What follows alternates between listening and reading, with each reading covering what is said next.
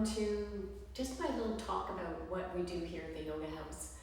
I've had the Yoga House in operation now for about 21 years. It's been at this location on the ravine for 11 years. 11 years? Yeah, 11 years. And what I want to talk about is how it's different to come to the Yoga House than it is to, say, go to your yoga studio. The difference is here I only have very small classes, semi-privates, and sometimes we have 4 people, sometimes we're up to 11, and that means that I get a chance to really work with each person individually. I often do a postural analysis for each student to help them recognize what parts of their body are out of balance, so to speak. We're all out of balance, by the way. We're all bilateral. We have one side stronger or higher in the hip, for example, and this is really common, but I digress.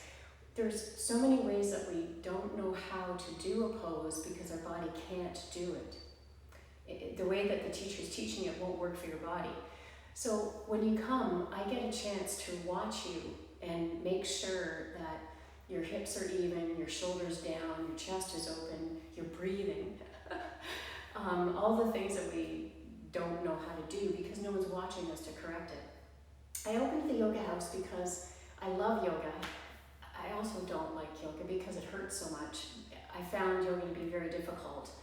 And so I stayed with it because my body was learning more from yoga than it was anything else, more than stretching, because it's different. Stretching is more of a, you start at an A beginning point and then you finish with your head down.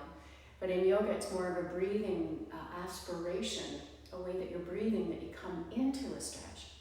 And the pose of the yoga pose actually stretches you. So you're actually using your body to stretch yourself. And that's a very different experience than doing a forward bend and just stretching. And I teach all these little tiny subtle intricacies that you need to know in order to practice yoga. For example, lines of energy when you're standing, in your standing poses to experience balance and grounding in through your feet.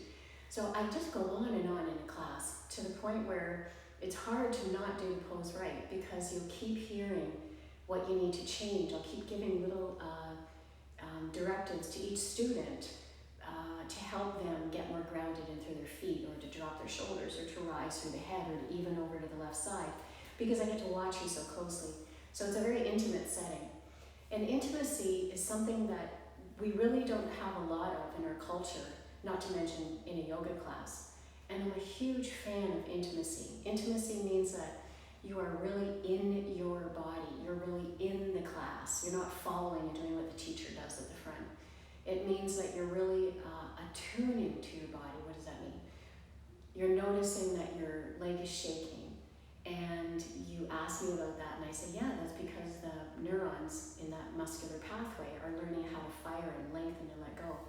And so it becomes an intimate connection with me, the teacher, with the class as a setting where you can ask questions and you can be casual and comfortable to get deeper into your practice rather than be disciplined.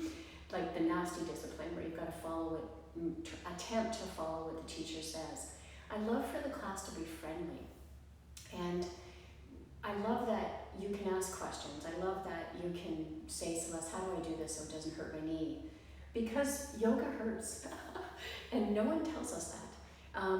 And yet, if it's the correct hurt, the one that's bringing you to an edge, you're going to increase obviously, your range of motion and your flexibility and your balance, and thereby the stability of your joints, to name just 4 benefits.